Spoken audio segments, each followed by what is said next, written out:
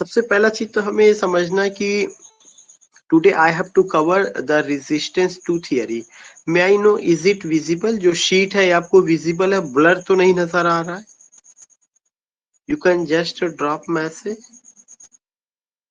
Okay, yes sir, clear. So let me explain it here. When I talk about the resistance to theory yesterday, I just explained what do you mean by resistance. Resistance का मतलब something, what resistance means oppose, OPPOSE. Resistance means disagreeing. Resistance means oppose and resistance means disagreeing.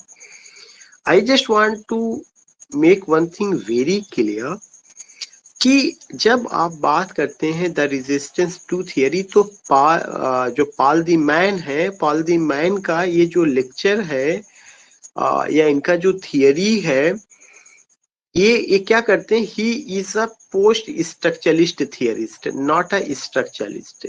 When I talk about structuralist, then what the figure come? Ferdinand de सास्योर.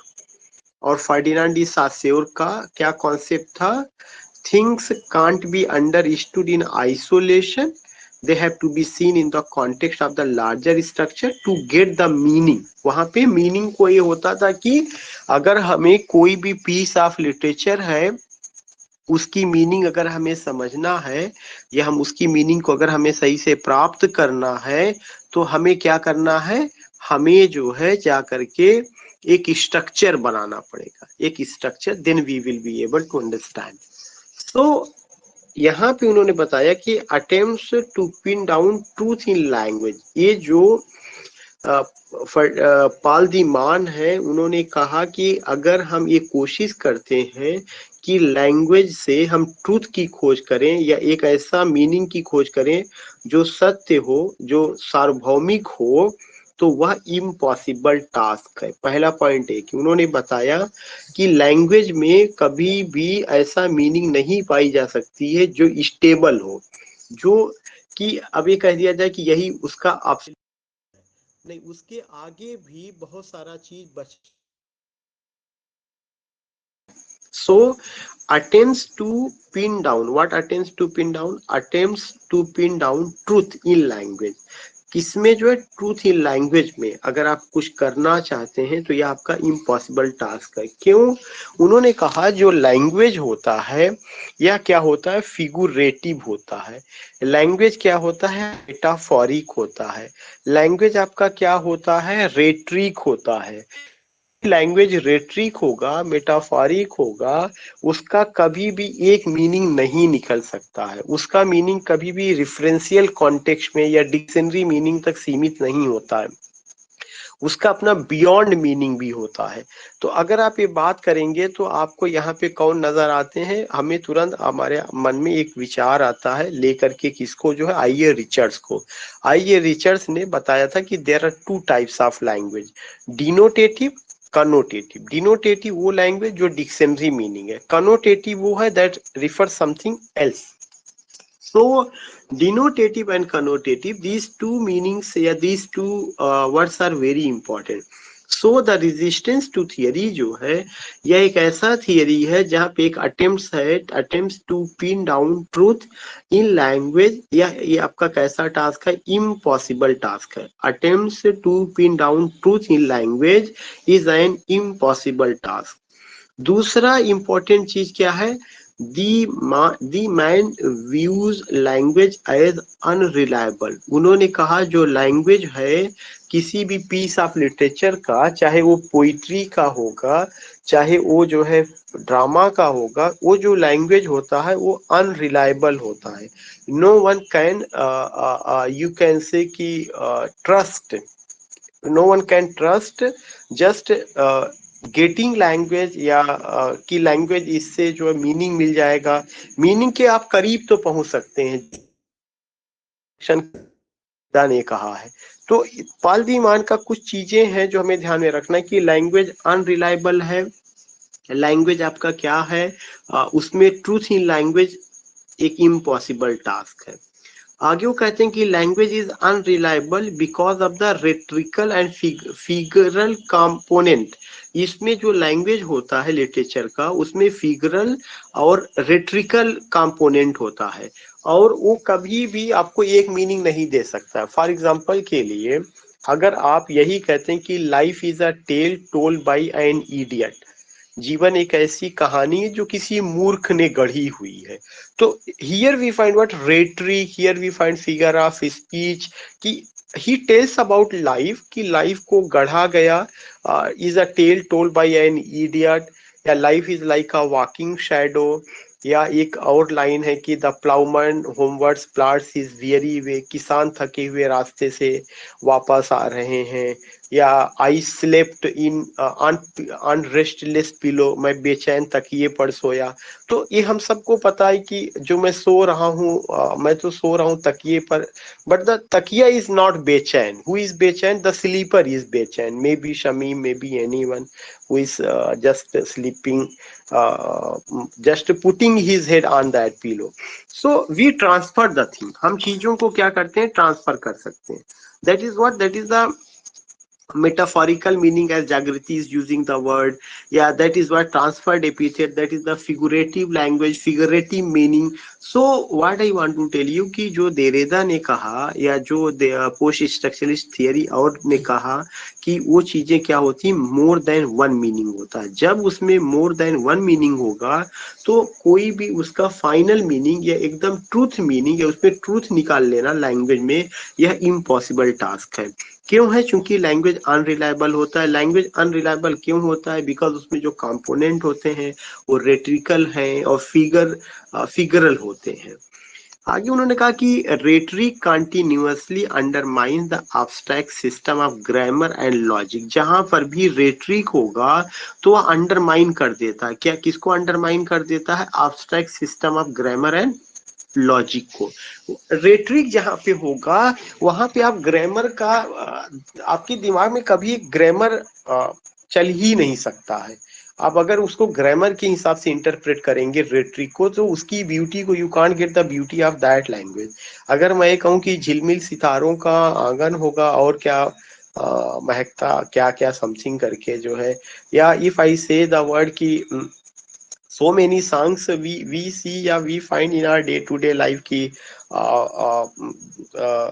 something you can say कि ये दौलत भी ले लो, ये शोहरत भी ले लो, लौटा दो मेरा बचपन मेरी जवानी।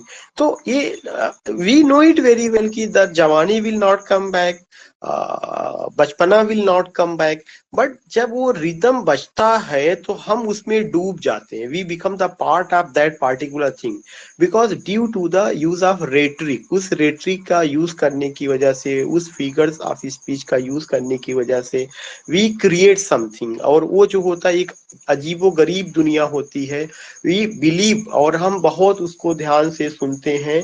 तो उनका ये कहना है कि रेटरिक जहां पर भी होगा, रेटरिक क्या करता है, अंडरमाइन कर देता है। किसको अंडरमाइन कर देता है? सिस्टम ऑफ ग्रामर को और लॉजिक को अंडरमाइन कर देता है। मैं थोड़ा सा रिस्पॉन्स जानना चाहता हूँ, समझ में आ रहा है? कोई बहुत मैं फिलॉसफी वाली बातें नहीं कर रहा हूँ, बहुत बेसिक बातें कर रहा हूँ। अगर ये टर्म सब क्लियर हो गए कि लैंग्वेज में we can't get truth in language, language is unreliable, या लैंग्वेज में फिगर ऑफ स्पीच होता है, लैंग्वेज में रेट्रिक होता है, और जो रेट्रिक है ये क्या करता है, it just continuously undermines abstract system of grammar and logic, so you will be able. So I just want to know your response. You are getting my point?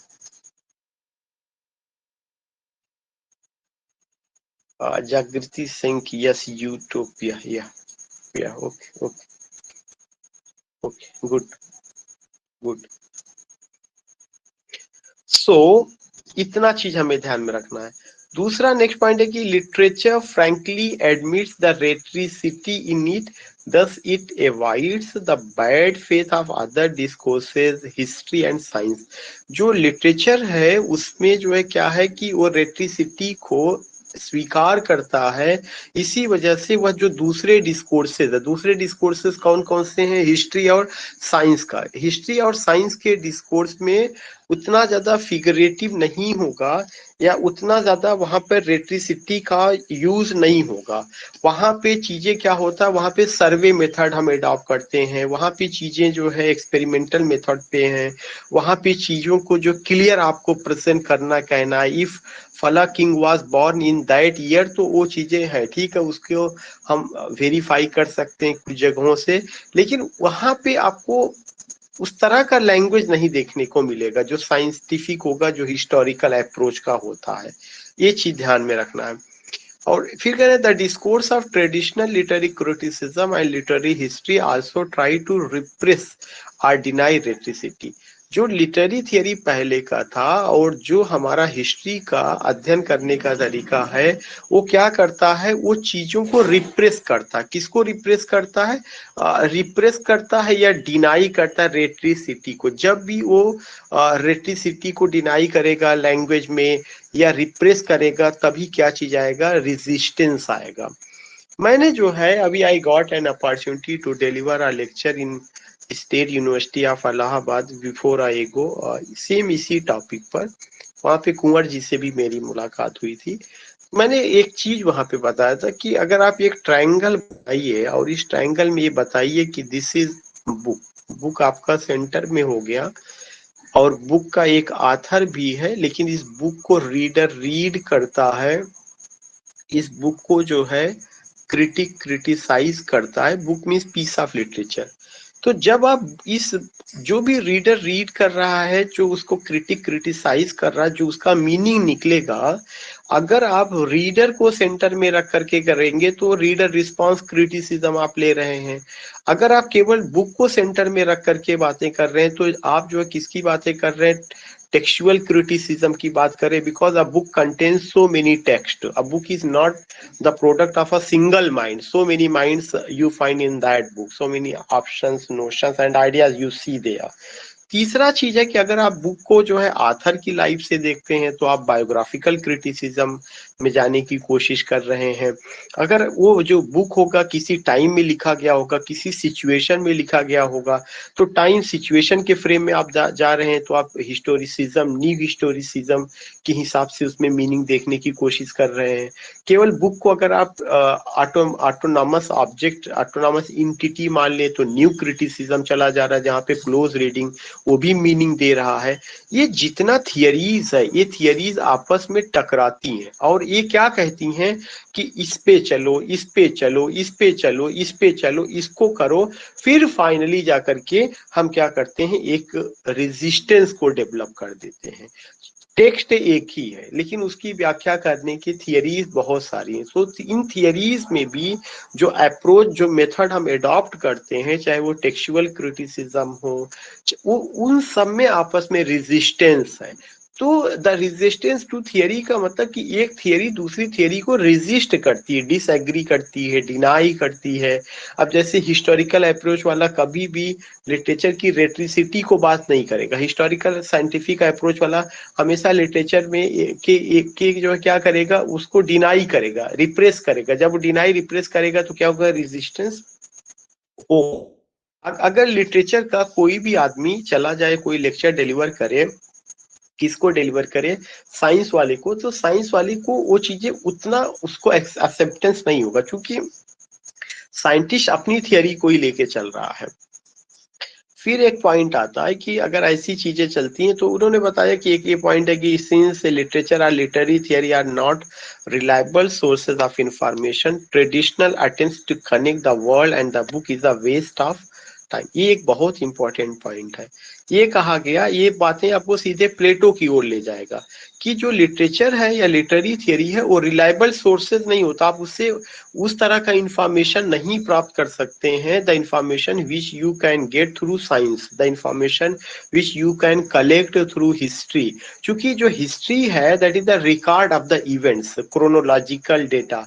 हमारी जो दुनिया है वो क्या होती, इमेजिनेटिव है, हमारी दुनिया इमोशनल होती है, उसमें क्रिएटिविटी होता है, तो if you take the approach scientific method, scientific approach to understand literature, that's not possible.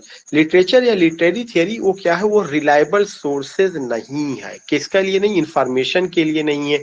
इसलिए जो ट्रेडिशनल अटेम्प्ट होता है वर्ल्ड से कनेक्ट करने का, वह केवल एक तरह का जो है या बुक के माध्यम से दुनिया को समझने का, it's only the waste of time. इसीलिए क्या कहा गया कि एवरी इंटरप्रिटेशन या every attempt to interpret a literary piece is what is it's the miss interpretation.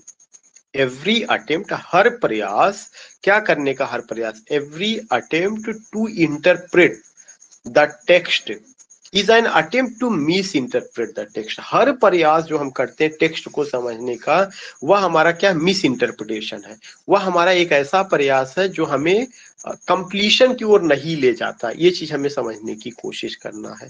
फिर ऑप्शन खुला रहता है कि ये भी व्याख्या हो सकती है। अब आप ये समझिए कि हैमलेट को, जैसे अगर मैं बात करूं, हैमलेट आज के 1602 में आया, लेकिन उस हैमलेट को जब साइको एनालिटिक थियरी आई तो साइको एनालिटिक थियरी भी उस पर अप्लाई किया गया। उसी हैमलेट में डिले इन एक्शन अप्लाई किया गया, उसी हैमलेट में फेमिनिज्म भी अप्लाई किया गया। तो ये चीज क्या है, we only make an attempt to understand the text, but no attempt is the final attempt कि this is the absolute truth and this is only the information, this is only the fact, and there is no research gap. Research gap you find there is a possibility to do work in that field. या जागृति is writing open ended, हमेशा उसका कुछ ना कुछ बना रहेगा। So उन्होंने कहा hence traditional scholars resist literary theory, their resistance is also because of their anxiety as they consider literature as a representation of reality. ये बात मैं नीचे अंडरलाइन कर रहा हूँ। प्लेटो ने क्यों पोएट को कहा कि poet should be exiled from the nation, क्योंकि प्लेटो आइडियल स्टेट और आइडियल सिटीजन को चाहते थे और उसी चश्मे से वो पोएट और पोइट्री को देख रहे थे। उस पर वो चीज खरा नहीं उतरा। जब आप साइंटिफिक मेथड को या फिलॉसफी को या जो है हिस्टोरिकल अप्रोच को एडॉप्ट करेंगे लिटरेचर को समझने में, तो लिटरेचर की जो ब्यूटी है, you are just wasting the beauty of literature, destroying the beauty of literature. The beauty of literature is not to give you exact information, the exact data, or the collection of data as you find in other discipline. सो उन्होंने उसको किया, बाद में उनकी theory को Aristotle ने discard किया। I just want to say कि जो ट्रेडिशनल लिटरेरी थियरीज थे, खास करके प्लेटो या इस तरह के जो फॉलोवर्स थे, उन्होंने हमेशा लिटरेचर को ये माना कि it's the ultimate source to build up the nation, to build up the personality. और अगर लिटरेचर में इमेजिनेटिव वर्ल्ड रहेगा और इस तरह की व्याख्या की जाएगी तो the people will be, you can say कि will be misled, they will be misled. तो उन्होंने इस चीज को उसकी व्याख्या की, लेकिन उसका अपना तरीका अलग है लिटरेचर का। और उन्होंने जब उसको गलत व्याख्या की कि literature as the representation of reality, no, literature is not the representation of reality, literature is the reflection of reality. Try to understand, reflection means हम उसको रिफ्लेक्ट कर सकते हैं, but actual data information collecting, it's not my job. Literature is written with the intention to delight someone, to please someone. हाँ, secondary में उसमें कुछ ethical चीजें आपको मिल सकती हैं, ये चीजें रही। ये उतना जो पॉइंट बताया गया था वही मेन पॉइंट था। उसके बाद कुछ और भी पॉइंट डिस्कस करना कि इस ऐसे का क्या समरी निकला। सबसे पहले द रेजिस्टेंस टू थियरी, ये पहली बार एल फ्रेंच स्टडीज में आया। एल फ्रेंच स्टडीज एक जर्नल का नाम है, 1982 में छपा, बाद में किताब की भी शक्ल में हुआ, लेक्चर के भी फॉर्म में था। The essay argues that the main theoretical interest of literary theory consists in the impossibility of its definition. एक चीज जो कि कोई भी चीज का डिफिनीशन जो है क्या है, वो जो है एकदम से पॉसिबल नहीं है। हम किसी चीज को डिफाइन नहीं कर सकते हैं। डिफाइन करने का मतलब यही हुआ कि this is only the absolute truth, this is only the final meaning. अब इसके बियॉन्ड कुछ भी नहीं, ऐसा नहीं है, उसके आगे भी कुछ करता है। तो उन्होंने क्या कहा, the essay argues that the main theoretical interest of literary theory consist in the impossibility of its definition, that is very important. आगे उन्होंने कहा कि literary theory originates when the approach to literary text is not on the basis of non-linguistic factors like history and aesthetic. सबसे important चीज ये है कि जब तक लिटरेचर में नॉन लिंग्विस्टिक फैक्टर्स नहीं होगा, जैसे हिस्ट्री या एस्थेटिक का, तभी लिटरेरी थियरी आएगी। अगर आप जो है उसमें हिस्टोरिकल अप्रोच लगा देंगे तो हिस्टोरिकल थियरी आएगी, लैंग्वेज का अप्रोच लगा देंगे तो लैंग्वेज की थियरी आएगी। और एक बात उन्होंने कहा कि एस्थेटिक्स जो है ये दूसरा ब्रांच है। एस्थेटिक को, literature is not pure aesthetic, aestheticism is related to philosophy, Sufism, philosophy, God, moh, maya, all this. उन्होंने कहा कि हम उसको कोरिलेट करते। ये मेरे नजर में जो अभी तक हमने स्टडी किया, हमेशा लिटरेचर को ये क्या कहा जाता था कि in literature there is the aesthetic beauty, we find the aesthetic sense, aesthetic beauty, वो सुंदरता की बात करती है, ये चीजें हैं। लेकिन उन्होंने कहा कि नहीं, हिस्टोरिकल अप्रोच अलग है, एस्थेटिसिज्म अलग है, लिटरेरी थियरी अलग है, और इन सब में आपस में डिसएग्रीइंग होता है, रेजिस्टेंस होता है, उसको रिप्रेस किया जाता है। फिर उन्होंने कहा कि the language is given considerable freedom from referential restraint, ये एक उनका इंपॉर्टेंट पॉइंट है। लैंग्वेज में कभी भी आप किसी भी लैंग्वेज का मीनिंग केवल जो है रेफरेंशियल रिस्ट्रेंट तक नहीं कर सकते कि उसका केवल डिक्शनरी मीनिंग है और उसका कोई मीनिंग नहीं निकलेगा। भाई अगर हम कहते हैं रेड कलर है, रेड को जब भी आप देखेंगे तो डिक्शनरी में उसका मतलब कलर होगा, लेकिन अगर हम कहीं सिग्नल देख रहे हैं तो वहां पे उसका मतलब स्टॉप हो गया, डेंजर कोई भी सेंस में आ सकता है। तो व्हाट उसका मीनिंग कनोटेटिव ना होके आपका डिनोटेटिव ना होके कनोटेटिव भी है, तो उसको रिस्ट्रेंट नहीं किया जा सकता केवल कि कंट्रोल हम कर लें या उसको रिफरेंशियल मीनिंग तक ही रखे रहे। No, we have to give freedom, उसको फ्रीडम दिया जा सकता है। फिर आगे the man brings in the ideas of Saussure and Nietzsche and points out that the rhetorical and tropological है, कोई इसका बहुत वो नहीं है।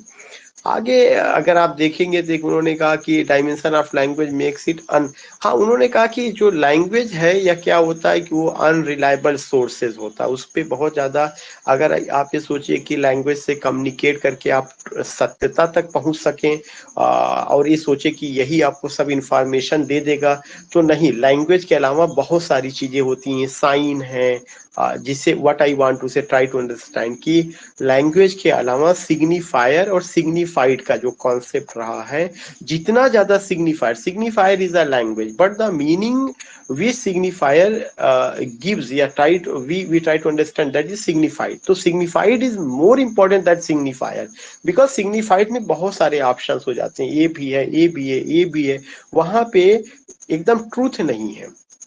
फिर आगे कि literary language is predominantly rhetorical and figurative, ये तो ठीक है, लिटरेरी लैंग्वेज रिटोरिकल होता है, फिगुरेटिव होता है, therefore it is not a reliable source of information and about anything. अगर कभी कोई भी पूछे आपसे इंटरव्यू में कि why literary language is not a reliable source of information, literary language को पालदीमान क्यों नहीं मानते हैं कि यह रिलायबल सोर्स ऑफ क्या है, it's a reliable source of information about anything, then remember that कि literary language has what, literary language has ultimately figures of speech, literary language has rhetoric, this is why literary language is not a reliable source of information about anything।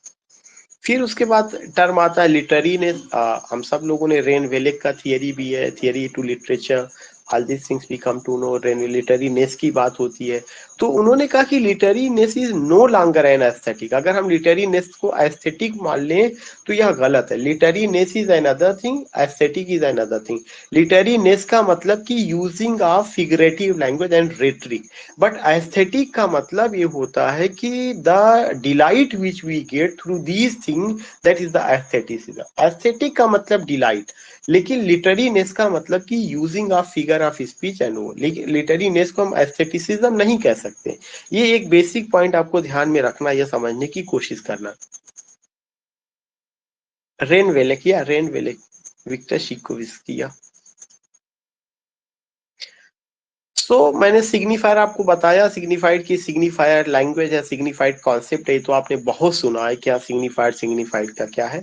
फिर आगे की language is not a transparent and intuitive guide from the textual material to the historical situation. जो language है वो transparent नहीं होता कि बिल्कुल क्लियर है, जस्ट लाइक वाटर है, इस तरह से नहीं, इंट्यूटिव गाइड भी नहीं हो सकता है चीजों को समझने के लिए। आगे the resistance to theory is a resistance to the use of language about language. ये कॉन्सेप्ट उनका नया है, बहुत इंपॉर्टेंट है। The resistance to the theory is a resistance to the use of language about language. What does it mean? Ki we uses language, and when we use language, one language is language that is a literary language, and second language is referential language. So language beyond not language beyond language, but I would like to say कि language के साथ एक दूसरा parallel language होता है। जब दो इस तरह का लैंग्वेज होगा तो there will be what, there will be the resistance. एक लैंग्वेज दूसरे लैंग्वेज को डिनाई करेगा, और वो जो डिनाई डिसएग्रीइंग होगा वही रेजिस्टेंस होगा। The resistance to theory is therefore according to de Man, और रेजिस्टेंस टू थियरी क्या है? A resistance to the use of language about language. एक लैंग्वेज हम यूज करते हैं, फिर उससे हम दूसरी लैंग्वेज डेवलप करते हैं। जैसे आपने लिटरी लैंग्वेज यूज किया, लेकिन लिटरी लैंग्वेज जो मीनिंग आपको दे रहा है, जो मीनिंग आप उससे ले रहे हैं, वो भी एक दूसरी लैंग्वेज है। So that language means signified, signifier might be literary language, but signified is also a language, क्योंकि सब कुछ तो लैंग्वेज में ही होना है। But in those in both language we find a big difference, and this difference is what resistance. The resistance to theory is therefore according to the Iman और resistance to reading. और ये जो हमारा resistance है ये reading में भी नजर आता है। कैसे नजर आता है?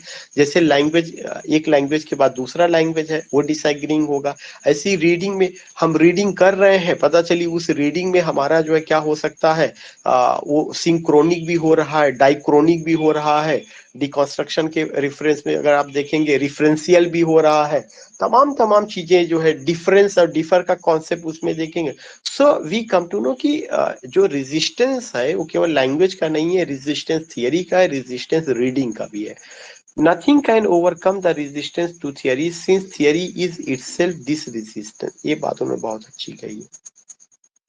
उन्होंने कहा कि कोई भी चीज जो है क्या कर सकता है, रेजिस्टेंस को जीत नहीं सकता, क्योंकि हर थियरी में रेजिस्टेंस ऑलरेडी है। तो जब रेजिस्टेंस है तो resistance is a continuous process. If any theory comes, that theory is either going to be accepted या is going to be denied with the passage of time. Denying और disagreeing means resistance. If any theory has come, its root you can just see in the ideas of Aristotle, in the ideas of Plato, but it does not mean that ki we are going to accept that things blindly. With the passage of time we will scrutinize, we will assess, we will evaluate, we might be agree, disagree, all these things. तो वो चीजें रहती है, तो resistance वहां पे रहेगा। Diman concludes, however, by stating that literary theory is not in danger of going under. It cannot help but flourish, and the more it is resisted, the more it flourishes. ये line उनकी important. Literary theory में जितना resistance होगा उतना literary theory flourish करेगी, उतनी नई theories आएगी। क्यों? जब आप डिसएग्री किसी चीज पर होते हैं तभी जाके नया विचार आता है। Since the language it speaks is the language of self-resistance. फिर आगे है, the question of the relationship between aesthetics and meaning is more problematic because aesthetics is connected to the effect of meaning rather than with the content as such. उन्होंने क्या बताया कि the question of the relationship between aesthetics, जो एक question है relationship का aesthetic के बीच में और मीनिंग के बीच में, इज मोर प्रॉब्लमेटिक। ये काफी प्रॉब्लमेटिक है बिकॉज एस्थेटिक्स इज कनेक्टेड, जो एस्थेटिक्स है या किससे कनेक्टेड है? Aesthetic is connected to the effect of meaning rather than with the content as such. Aesthetic is part of a universal system, ये universal system का हिस्सा है। और किसका हिस्सा है? फिलॉसफी का हिस्सा। अभी मैं बात कर रहा था। It can not be termed as theory, aesthetic को थियरी नहीं कहा जा सकता है। जबकि अपने यहाँ एक पूरा मूवमेंट चला एस्थेटिसिज्म। और अगर याद मैं थोड़ा सा मिस कर रहा हूँ, वो जो एस्थेटिसिज्म के जो बड़े फॉलोवर, स्टांच फॉलोवर थे, दैट वाज समथिंग, दिमाग से मिस कर रहा, उसका हेडक्वार्टर फ्रांस का या जर्मनी में था। तो उसमें वो था, लेकिन वो उन्होंने कहा कि ये फिलोसफी का ब्रांच है, उसको लिटरेचर से लोगों ने जोड़ा है।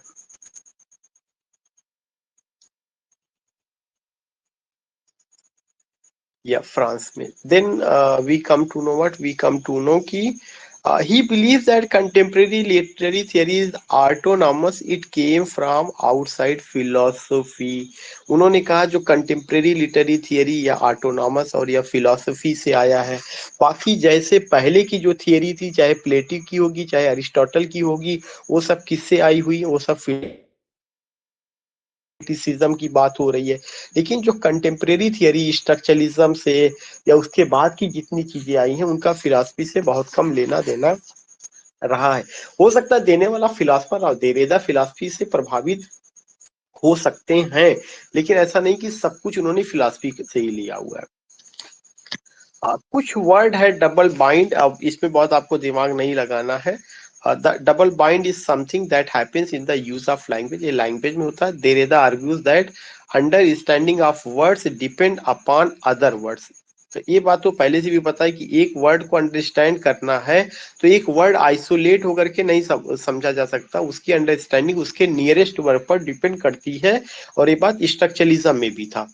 Words themselves depend on other words for their significance.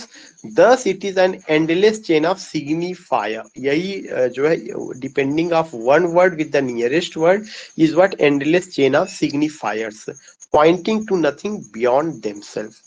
फिर कह रहे हैं कि we know it very well कि जो वहां पे रहा है अलेक्जेंडर बामगार्टन, यस, जो वहां पे वर्ड का होता, वर्ड का क्या होता, अगर मैं एक बात कहूं कि बर्ड, तो बर्ड, तो ठीक आपको बर्ड समझ में आ जाएगा कि बर्ड इज अ बर्ड। लेकिन what type of bird? if I write the pigeon is a bird, it means that the bird is a bird, but bird has many varieties, and among those varieties the pigeon is one. If I use the word ki the pigeon is ultimately used as what, the pigeon is used as a postman to send the letter. तो we hear want to say कि जो pigeon है वो जो है bird तो है, लेकिन उसका दूसरा काम क्या है? Traditionally it was used as what, as a postman to send letter hither and thither, की Kabootar ja ja, all this thing we know, Salman Khan and उनका पूरा का पूरा। So what I want to say कि when you go with these points, तो एक word जो है केवल पिजन से ही आप पूरा पिजन नहीं समझ सकते, उसके नियरेस्ट वर्ड की pigeon, letter is sent through pigeon. then we come to know कि traditionally it worked as what, postman, तो postman भी एक पर्सन है, लेकिन postman जैसा सिमिलरिटी या उसमें भी है। these things we come to know, उन्होंने कहा ये क्या चेन ऑफ सिग्निफायर है कि एक वर्ड दूसरे वर्ड पर डिपेंड करता है कुछ मीनिंग देने के लिए, लेकिन कोई भी मीनिंग फाइनल नहीं होती है। In short, language depends on nothing, no fundamental logic, science or society। ये बहुत बड़ी बात उन्होंने कहा, लैंग्वेज कोई में ऐसा नहीं कह सकते कि उसमें कोई फंडामेंटल लॉजिक चल रहा है, साइंस चल रहा है या सोसाइटी है। What an author meant has no existence outside words. Author जो कहना चाहता है वो वर्ड से बाहर नहीं होता, वह वर्ड्स में ही सब कुछ कह देता है। हम उसको अपने अपने हिसाब से व्याख्या करते हैं, सिचुएशन के हिसाब से, आथर की लाइफ को जोड़ करके, किस कंटेक्स्ट में लिखा गया उसकी व्याख्या उसी हिसाब से निकलती जाती है। When an author selects one word and leaves out another, he selects one meaning and suppress other meaning। हम क्या करते हैं, जब एक वर्ड को लेते हैं उसकी मीनिंग के प्रोसेस में जाते हैं तो उसमें इतनी मीनिंग निकलती है कि एक मीनिंग को छोड़ते दूसरी को पकड़ते हैं, and this process is known as suppression और रेजिस्टेंस। तब हम क्या करते हैं, the final meaning is the result of what, the final meaning is the result of repeated suppression of the meanings. All these meanings will come out in interpretation. हम सारी meaning की interpretation करते हैं। Thus there is no end to interpretation and no escaping. और इस तरह से कोई भी इंटरप्रिटेशन ऐसा नहीं होता जो एंड हो, फाइनल हो, और कोई भी ऐसा चीज नहीं जिससे हम बच सके। Option is always open. और इसी इसी इसी चीज को, सिस्टम को क्या कहा जाता है? Double bind by Derrida. Derrida से भी डबल बाइंड। हमने आपको थियरी में वही चीजें ली है जो आपके लिए इंपॉर्टेंट रही है। जैसे आपको रेजिस्टेंस क्या है, डबल बाइंड क्या है, रेट्रिक क्या है, figurative language already you know, differential language का कॉन्सेप्ट आया, डिनोटेटिव आया, कॉनोटेटिव आया। ये सब चीजें आपसे बात किया गया कि पॉल दी मान का रेजिस्टेंस टू थियरी क्या है। आई होप कि बस मेरे पास आज के लिए इतना ही था। I hope that you all have enjoyed and थोड़ा सा ज्वाइन करने में लेट हो गया। I feel regret for that thing. Thanks for Krish, Bushra, Rama, Jalil bhai, Suman, Saima, Madhuri, Kumar ji, Prasoon ji, Jagriti, and Al Shifa. We will meet tomorrow. Thank you.